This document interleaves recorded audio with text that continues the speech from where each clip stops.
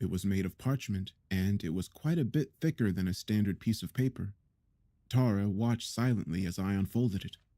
The message inside was written in exquisite calligraphy. Please be so kind as to travel down to the morgue and retrieve the lungs of one Miss Carolyn Tafford. I read the sentence over and over again. While the message was simple enough to understand, my brain just couldn't seem to process what it was instructing me to do. Just the thought of it enough made my skin crawl and my blood run cold. It was Tara that brought things back into focus. She had always been the practical one in our relationship, and that practicality was on full display now. Rather than concentrating on the task detailed in the note, she instead reminded me that mere hours earlier, we had agreed to do whatever was required of us to give Violet one last chance to be able to grow up. Unless we were willing to let her go, to let our baby girl die, we needed to stick to that agreement. She took a deep breath before volunteering to be the one to do it. I couldn't let her. Despite my own misgivings, I wasn't about to allow her to take the risk. What the note was asking was disgusting, yes, but it was also highly illegal. If she got caught trying to steal body parts from a corpse, she would go to jail. It was better that I be the one to do it. She tried to argue, saying that we were in our marriage together and Violet was our child. If anything, it would be easier for us to do it together. We could watch out for each other. I just shook my head and pointed out that if we both got in trouble, there would be no one there for Violet if she survived the procedure. She had no answer to that, and she had to give in. Deciding that I needed to get going before I talked myself out of what needed to be done, I left the waiting room and went out into the dark hallway. As I was crossing over to the door leading to the stairwell, I caught a glimpse of movement out of the corner of my eye. It was gone by the time I turned towards it. I frowned. The deep shadows made it difficult to be sure, but I would have sworn that I had seen a thin and tall figure, so tall that it almost touched the ceiling. Nothing else happened while I watched, however, so I dismissed it as my eyes playing tricks on me. I went into the stairwell and started descending the stairs toward the ground level.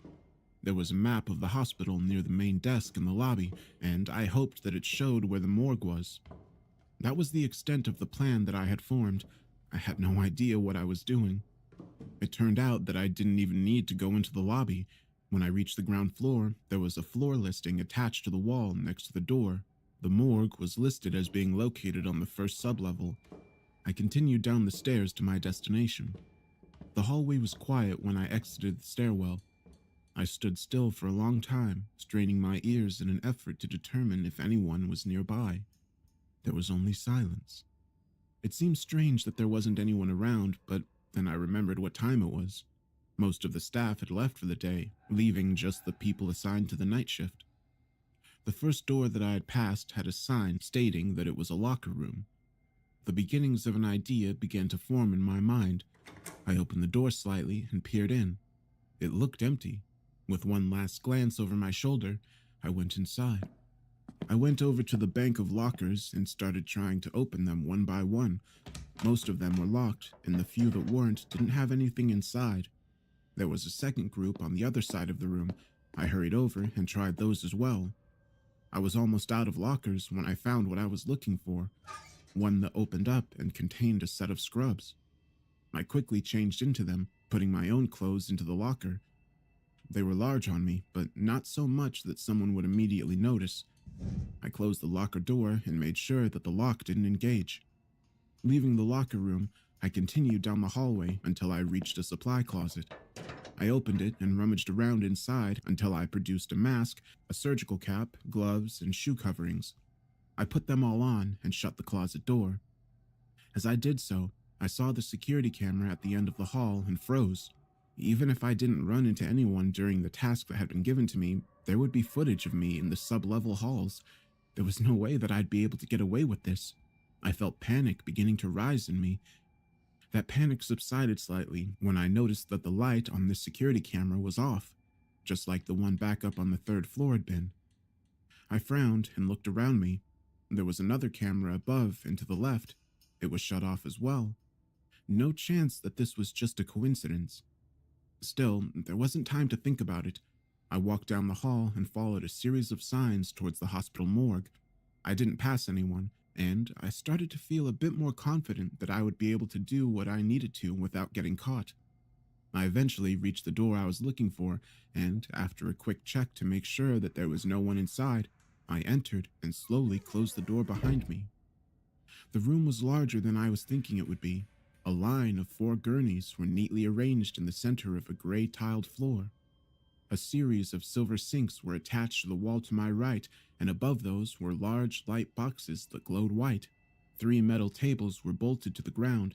Various pieces of equipment were attached to these tables, and lights hooked to movable arms hung from the ceiling above them. A tray with small medical instruments was positioned next to each one. It was the wall on the far side of the room that held my attention, however.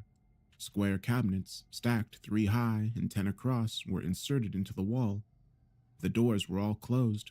Each of them was numbered, and there were identification tags posted on a number of them.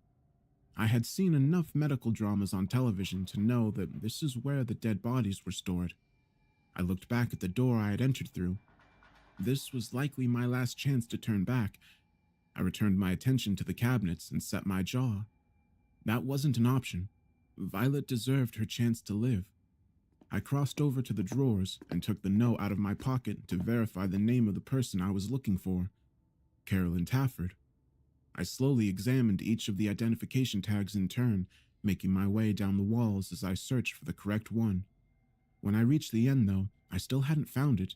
I went through the tags 2 more times just to be sure. There wasn't anyone with either the same first or last name as the body I needed to find. Can I help you? A voice said from behind me. I had been so engrossed in my search that I hadn't heard the door open. Reminding myself that my face was hidden behind the mask, I turned around towards the speaker. A woman in her early to mid-20s was standing in the doorway. She was dressed in the same type of blue scrubs that I was, but was wearing a lab coat to cover them. Her blonde hair was tied back into a ponytail.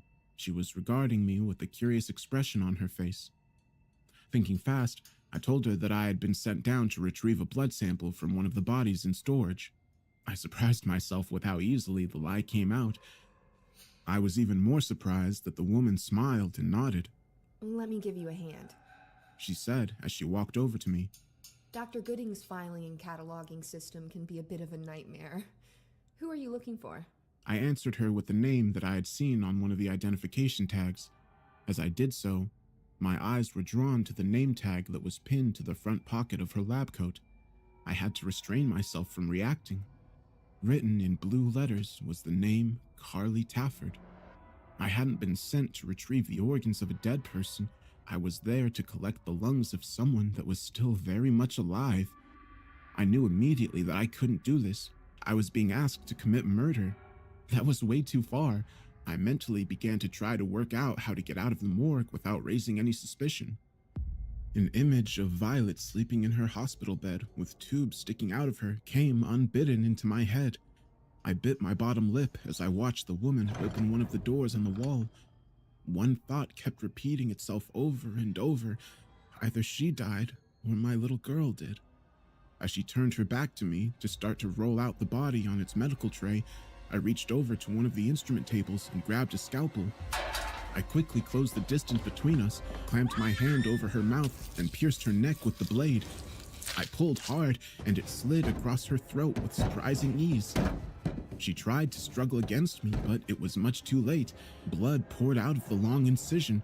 I closed my eyes and kept my arms wrapped around her until the last of the fight was gone. Her body leaned up against me, and I slowly lowered it down to the floor. She looked up at me with fear and confusion as the light faded from her eyes. I had done it. I had actually killed someone. I stared down at the woman's body for a long moment before rushing over to the sink, ripping off my mask and heaving up the contents of my stomach. I knew that I wasn't done. Killing her had only been the first step. I used the sprayer attached to the sink to wash my vomit down the drain. Putting my mask back on, I went over to the body and somehow managed to hoist it up onto the nearest table. It wasn't easy. She couldn't have weighed much more than 100 pounds, but trying to maneuver even the little dead weight was extremely difficult. The next hour was the worst of my life. I had no medical training, and I certainly didn't know anything about harvesting organs. While the tools that were needed to remove the lungs were all there, I didn't know the proper way to use them. The result was a horrifically mutilated body. It made me sick to think about what I had done to this poor woman that hadn't deserved this desecration. I kept expecting the morgue door to open as I worked, but it never did. Apparently, the woman had been the only one assigned to that shift, or at least the only one actively working in this section of the hospital. That's how I forced myself to think of her, the woman. I couldn't afford to refer to her by name, not even in my own thoughts. That would only serve to remind me that she had been a living person, someone with feelings and desires and a family. It was better to dehumanize her in my mind. It was the only way that I managed to get through my grisly task. When I had finally cut the lungs out of the woman's chest, I looked around the room for something to put them in. I spotted a portable cooler in one corner of the room and retrieved it. It was marked for use to carry organs for transplanting. It would have been funny if I hadn't been so shaken up and disgusted at the horrible act I had just performed. I placed the lungs inside. They were surprisingly heavy. There was no way to hide what I had done. Gore was everywhere. I went over to the door and, at the last second, stopped myself from opening it. Just like the room, I was covered in blood. If I went out into the hallway dressed in these clothes, I was going to leave a trail. I stripped off the scrubs and balled them up along with the mask, cap, and shoe coverings. With the bundle under one arm and the cooler under another, I went out into the hallway, barely clothed, and hurried back to the locker room. I quickly used one of the showers to rinse off my body before getting dressed. The entire process had only taken about 5 minutes, but every second that passed was one moment closer to when the woman's body would be discovered. I finished dressing and looked at the ball of clothing sitting on the floor in front of the locker. I didn't know what to do with it. When the police were inevitably called, they would do a thorough search of the hospital. That meant just throwing the scrubs into the trash wouldn't work. I couldn't think of anywhere to hide them where they wouldn't be discovered. The locker room door opened, and I felt my heart skip a beat. To my surprise, the man from upstairs, Lewis, entered the room. He nodded once as he looked me up and down. Are the items in that cooler? Yes, I told him, my voice sounding weak in my ears. Good. You should head back upstairs to be with your wife and daughter. I'll take care of those. He motioned at the scrubs with his chin. Leave the cooler here, too. Violet? He smiled slightly. She's going to be just fine. The procedure is finished and it was a complete success. As long as you keep up your end of the bargain, she'll live a long and happy life. Violet did indeed make a full recovery. To this day, there has been no further sign of cancer, and, if anything, she's healthier than she's ever been. Her doctors are at a loss to explain it. The term miracle has been thrown around a lot, but Tara and I know better. It wasn't any divine intervention that saved her. It was a dark deal made with a dark devil. I was never so much as questioned about the death of Carolyn Carly Tafford. During the past 2 years, we've received 3 more of the finely written notes on parchment. Each of them has been hand-delivered to us by Pembroke, the man who first approached me in the restroom. I don't know for sure why it's always him, but from what I've been able to piece together, I think he handles certain types of business for the anonymous scientist. Apparently, that includes messenger duty. Each of the tasks has been as bad, if not worse, than the one I had to perform in the hospital. Despite Tara's objections, I had done all of them myself. I don't want her hands to be dirtied like mine. I love her too much for that. The worst part about the tasks, the part that really keeps me up at night, is that they're getting easier. Not the acts themselves, but convincing myself to perform them. I'm becoming accustomed to killing. I'm not enjoying them. I'm not some kind of psychopath. It's just, I don't have that voice in the back of my head acting as my conscience anymore. I've changed in some fundamental way that I can't quite explain. Even if I still had any internal crisis about what I'm doing, I would just have to look at Violet going about her life to silence it. Being able to watch her grow up instead of dying scared in that hospital bed makes everything worth it. Some people may say that one child's life isn't worth the taking of many others. Those people have never faced the certainty of losing their child before. No matter what Violet's mystery benefactor requests of me, I'll do it. I'll be the butcher that he requires me to be. For my daughter, I'll keep killing until blood stains all the stars in the sky.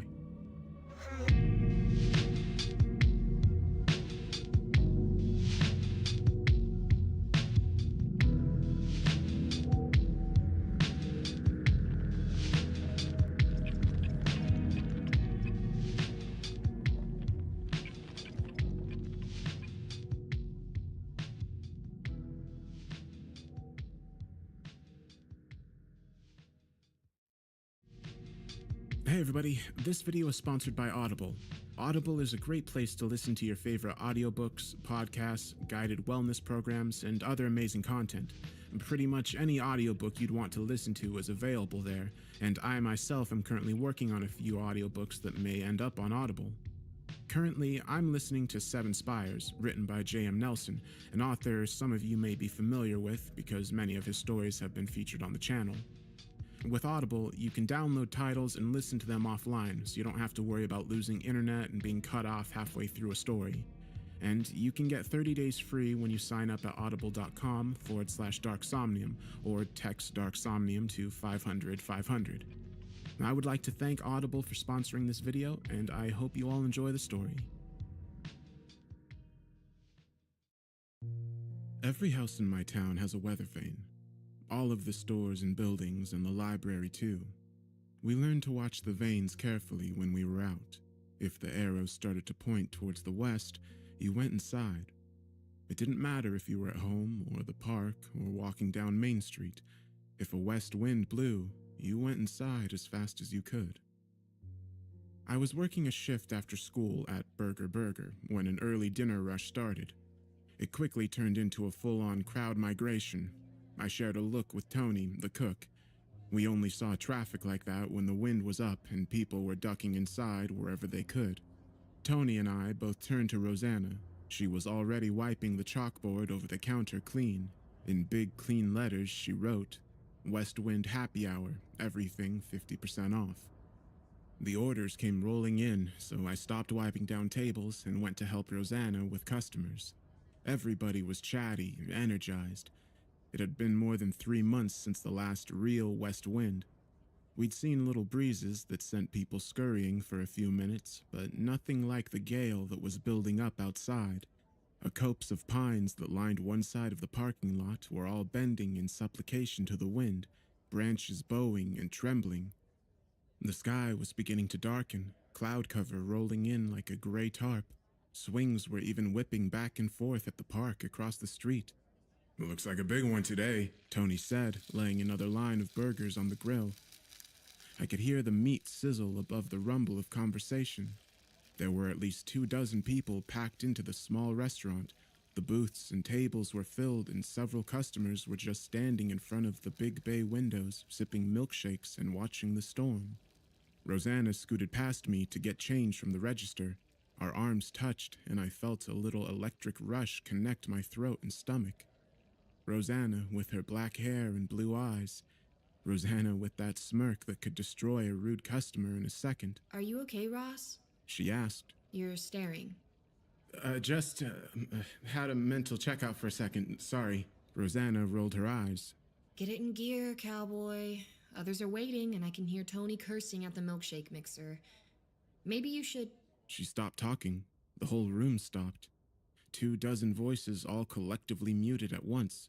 We all saw the same thing. There was a car on the road driving slowly past the diner. They were outside and the west wind was only getting nastier. "Christ," Tony whispered. "I don't think they know." The car, a sapphire blue sedan, was moving at a crawl. I saw 2 people inside, the one behind the wheel gesturing towards the park. They had out-of-state license plates. Tourists, probably just passing through town. They wouldn't know. Of course they wouldn't know. Our town's little quirk wasn't a secret exactly, but we were isolated. Didn't see too many visitors, and the winds were rare enough that usually everyone was inside and safe by the time it really got blowing.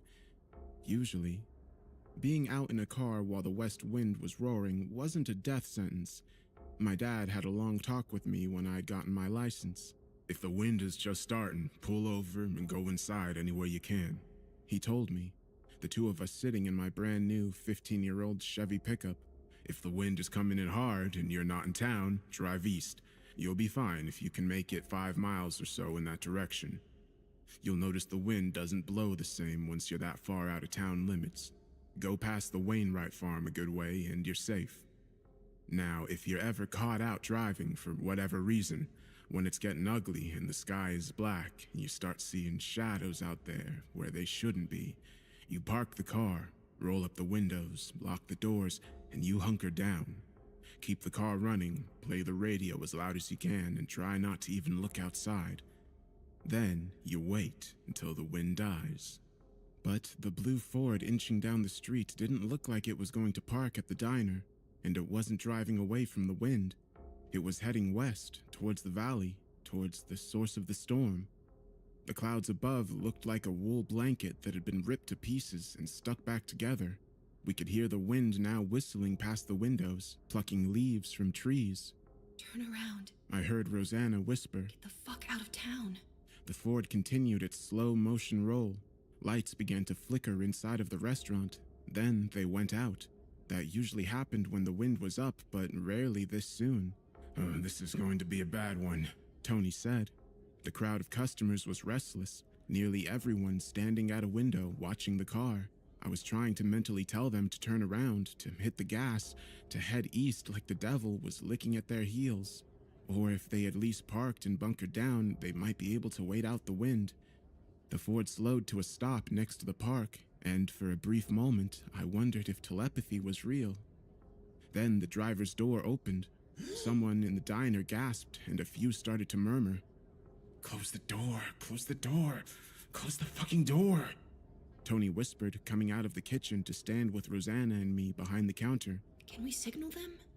Rosanna asked. Someone could open the door and... "Fuck that," one of the customers said. I recognized him as John something or other who delivered our mail. The Ford's driver got out, one arm raised to shield his face from the wind. He was short, gray-haired, and the woman who stepped out of the passenger side of the car was much the same.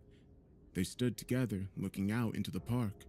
The sky was a dark bruise of clouds, and the wind was somewhere between howl and roar, though there was no rain.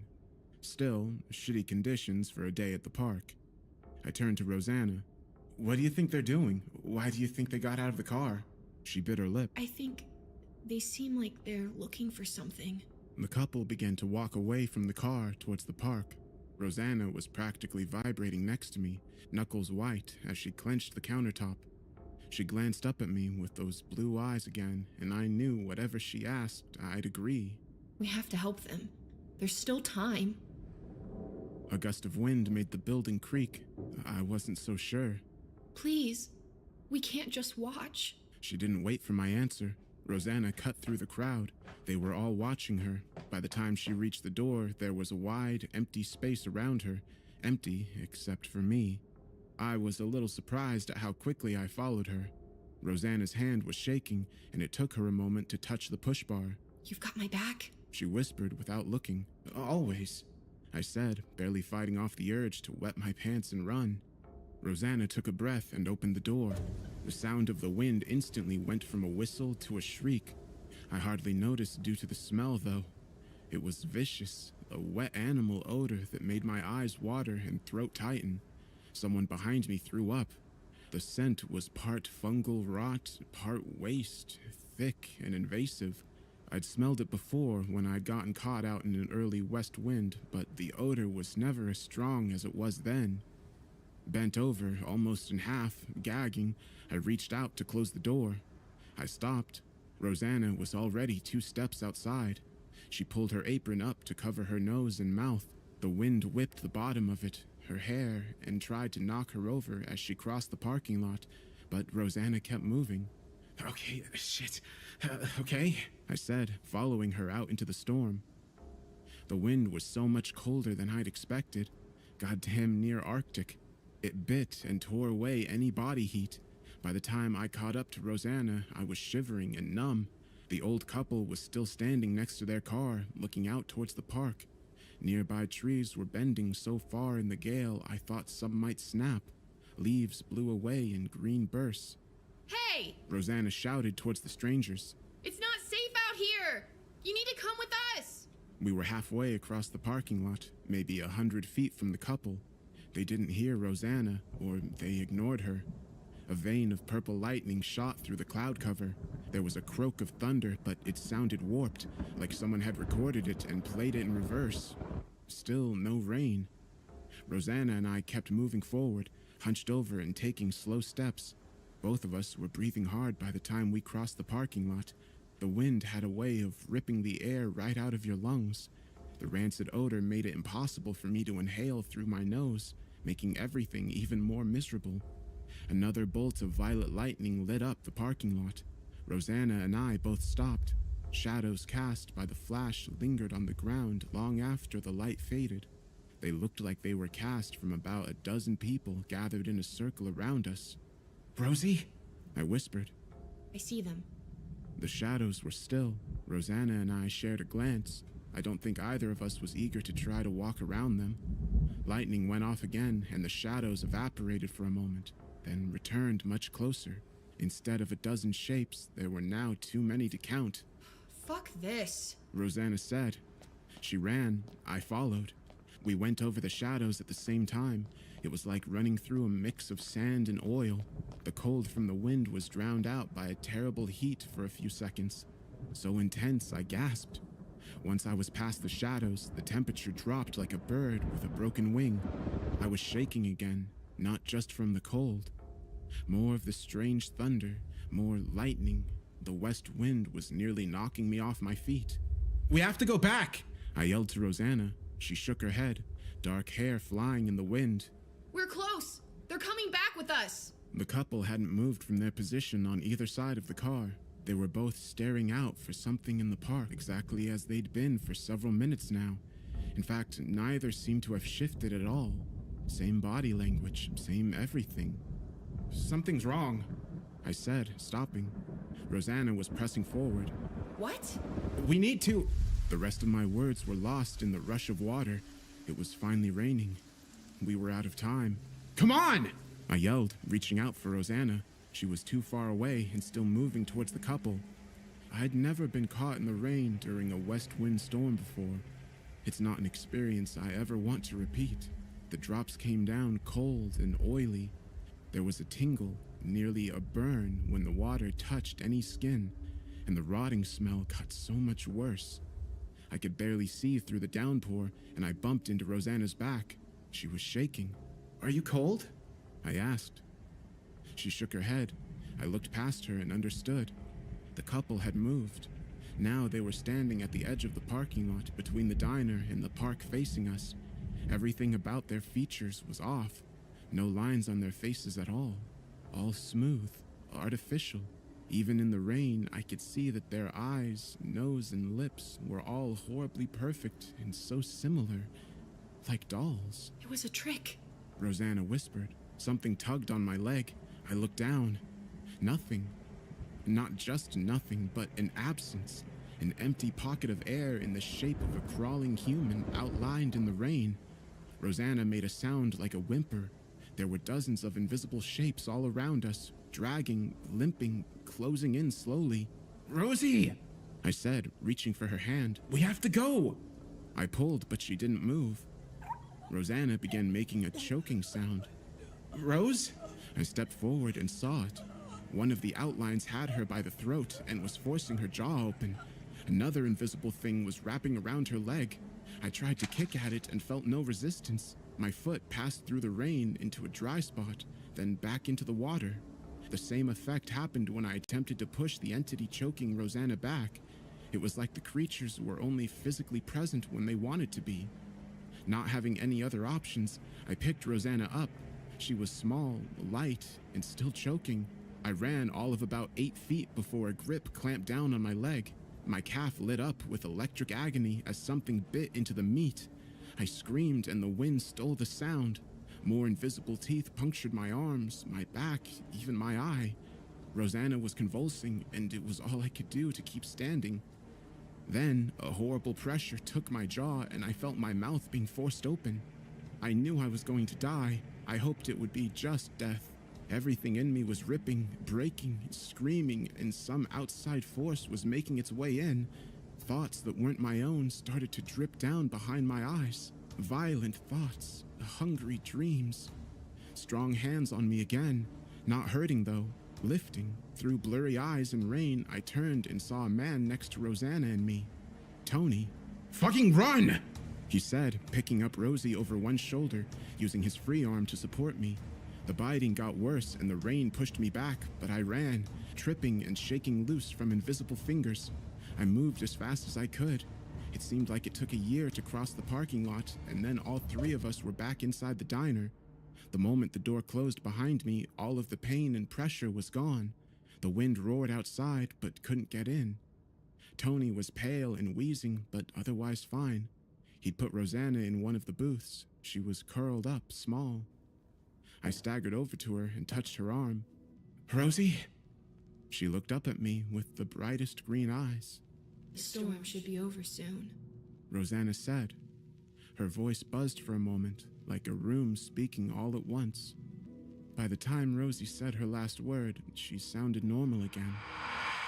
It might have just been my imagination.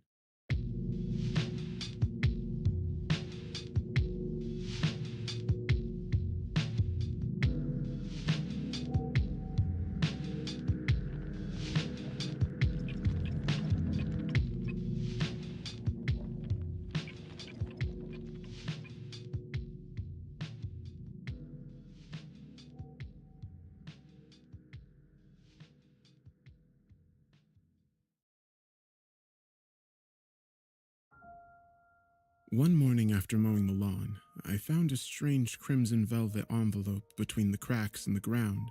Surrounded by an eerie pink-reddish glow, it was mesmerizing to look at. I felt drawn to it, almost like it was placed there on purpose for me to find. I always was a firm believer in the supernatural, but I never got a chance to experience it. I thought this might be a unique opportunity to see once and for all if there's something more to it. I thought I could finally